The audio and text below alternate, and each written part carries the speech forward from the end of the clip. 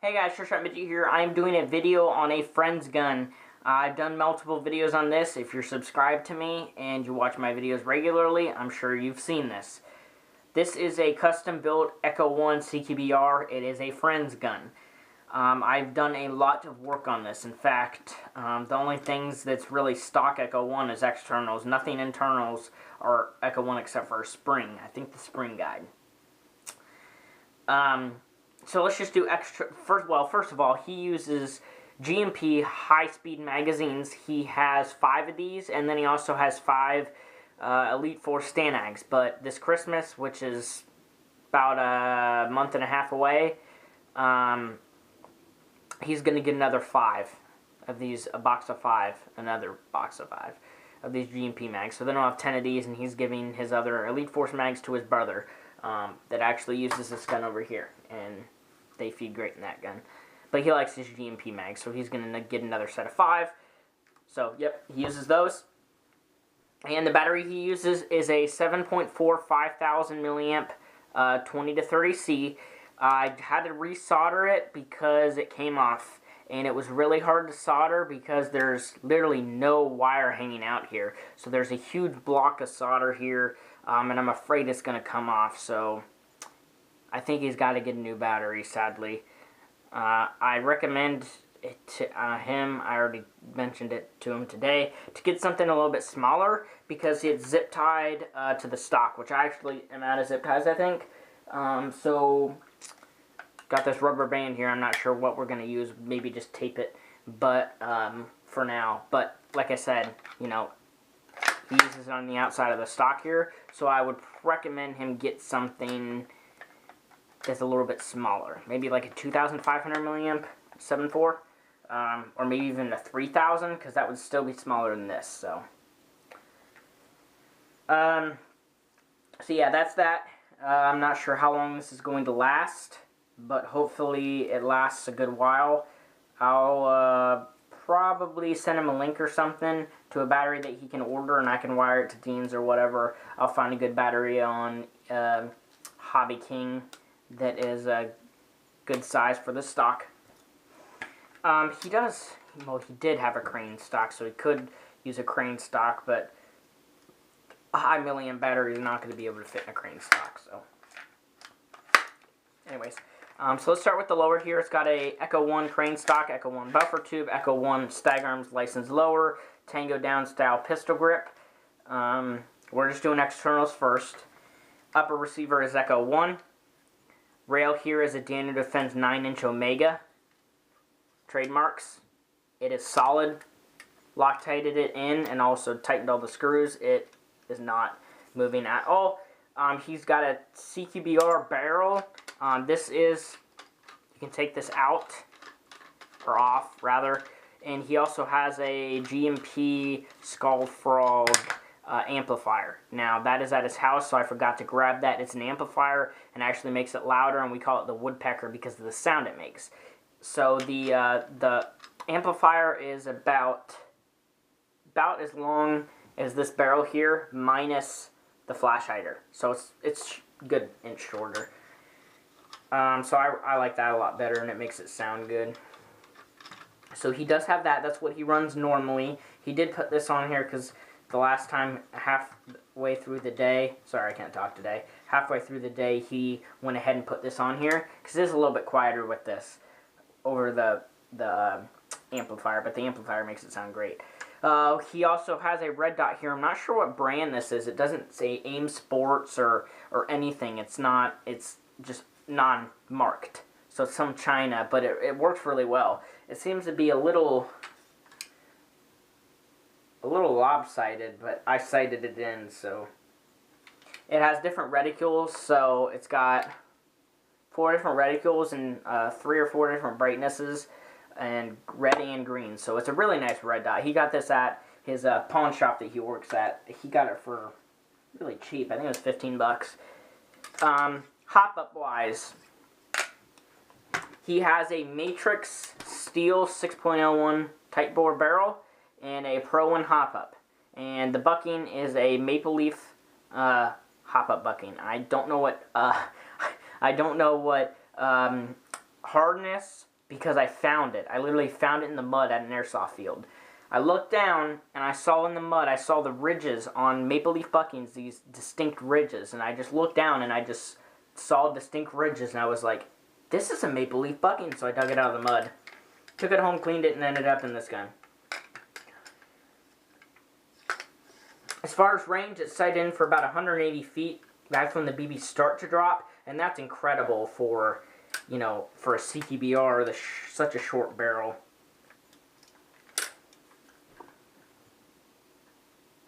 Sorry. Okay, so low receiver here. Got a G&G gearbox shell. It is radiused out of the box, and it is pretty reinforced. Now, a lot of people have complained about G&G shells cracking all the time. Well, I'll tell you, this G&G shell, and also another customer, he's a good friend, pretty good friend, and I built him, his base was a G&G, and he had his gearbox shell for 2.5 years he used it, and I upgraded it, and now it gets like it gets like 23 rounds a second on a 9.6, and he's using the stock M100 spring, but it's still getting that FPS, and that rate of fire, I mean, and it's still holding up, and it's so old. This gearbox shell, I'm not sure how old it is, but this is an ECHO1 M110 spring. This gun is chronoing at about 350 FPS. It's a little bit under. It's more consistent at like 348, 347 kind of around there, but sometimes it does jump up. It's very consistent at the high 370s, or not 370s, 340s, high 340s. So about 350. So it's a pretty good CQB rifle. Other internals, it's got a ZCI metal piston. It is a full metal piston, as you can see there. It's not a plastic piston, it's actually aluminum. The body is aluminum, and it's got a steel rack. I also short stroked it by 1 tooth. Compression is pretty good. It's got a, was it a G&G piston head? Super Shooter piston head, or /SHS. Super Shooter red piston head. Gives off some pretty good compression. It's got an ECHO1 motor. They're the high torque motors, but they're really not high torque. I'm not sure what TPA it is. The magnets are actually probably the strongest magnets I've seen in a stock motor that I've used. Now, I haven't used a whole lot of stock. Well, VFC, SRC, JG, all those motors have been, or Classic Army, all those motors have been crap as far as magnets, except for the JG Blues. Those are really good, but this has some pretty good magnets for being a stock motor. Nozzle here is ECHO1, tappet is ECHO1, sorry, tappet is VFC, no tappets or sector chip, and it feeds at just about 22 rounds a second. It feeds fine with the mid caps. So let's go and dry fire this with the gearbox off. It is short stroke by 1 tooth, but the way this piston here, I think it's an L85 piston, so it has more teeth. So I think it was 2 teeth off of the piston and 1 tooth off of the gear, because the L85 metal rack pistons have more teeth on it. So yeah, that was a little weird. I had to work with it, but so I don't know if it has to be actually short stroke 1 tooth, because the gear is short stroke 1 tooth. So yeah.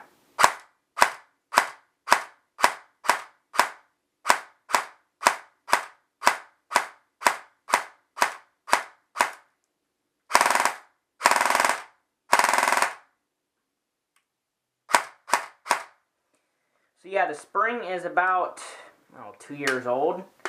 So, and it gets this FPS, so that's pretty dang good, guys. I mean, just about 350 with the short barrel, and I think it's because it's getting that FPS because of the tight bore. Because with my brother's gun, it has an M110 as well, but it has an Orga wide bore, and it's getting about the same FPS as this, and the barrel's longer on that. So, and the cylinder on this is Aries. It's matched pretty well for the barrel length. So yeah, that's really it. Semi-auto.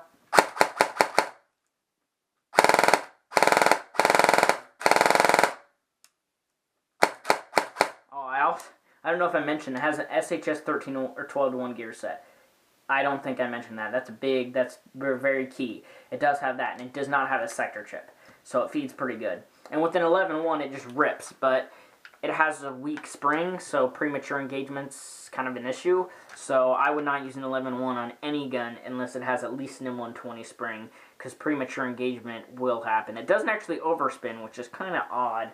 Even with an 11-1, it doesn't give overspin. I'll go ahead and try it with an 11-1. It doesn't have a FET or anything. It's just GMP contacts. They are pretty old, but trigger brake's fine. Let's go ahead and try an 11-1 here. This is a pretty small 11-1. Alrighty. Trigger response is pretty good. Oh, so you can see it here. It doesn't really sound very good. So, and then this has an M110 spring too, but this thing only shoots 25 rounds a second, whereas this probably gets about 30 with the 11-1. So this doesn't get PME. Because this has a plastic piston in it. If this got PME, the piston would just rip apart. Okay, so yeah, that's it. I hope you enjoyed the video. If you have any questions, comment below. Any questions at all pertaining to this rifle or anything, just ask below. So, really glad I got to work on this gun. Today I just brought it home to do a video, and also I put a spring on the front of the hop-up unit to push it back further, so it shoots a lot harder than it did last time I fielded it. So, and the range has more range, so I'm really excited for him to field this next weekend, because the range is like has 20 feet more range about with it, because the 50 FPS boost, no joke. I just wasn't getting the FPS.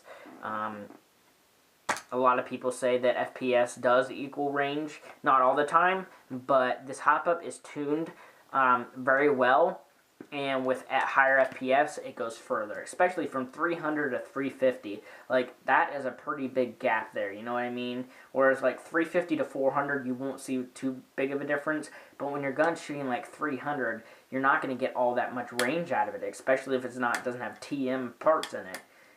It's got a quality barrel, bucking, and hop-up unit, but it was still getting some fairly good range, but just not that good. It's getting up good 180 feet right now with this setup, with the FPS. So, and that's incredible. For a CQBR, that's pretty much most targets that he's ever going to shoot at, he'll hit. So, it shoots a little high from closer range, obviously, but, yeah, like I said, 180 feet, pretty good. You'll see this on gameplays when I play. Most of my gameplays I play with him, and he is around me, so you'll probably hear the woodpecker go off if he's using the amplifier. It runs really, really well. Range is I'm super happy with it. It's not even mine, and to be honest, my M4 shoots just as far as this, and my M4 has like 3 inches long, about 3 to 4 inch longer barrel. Wow, I can't even talk. Oh my gosh, I'm tired, and Walking Dead's on in 10 minutes, so I'm getting pumped. So if you have any questions, comment below, guys. Really enjoy you watching my videos. Stay tuned. Got my DSG up and running, my MP5 actually, so not SSGing it, selling the SSG parts I had. You know that I still have them selling those, and just got the DSG working. So if you have any questions, comment below, guys. See you later.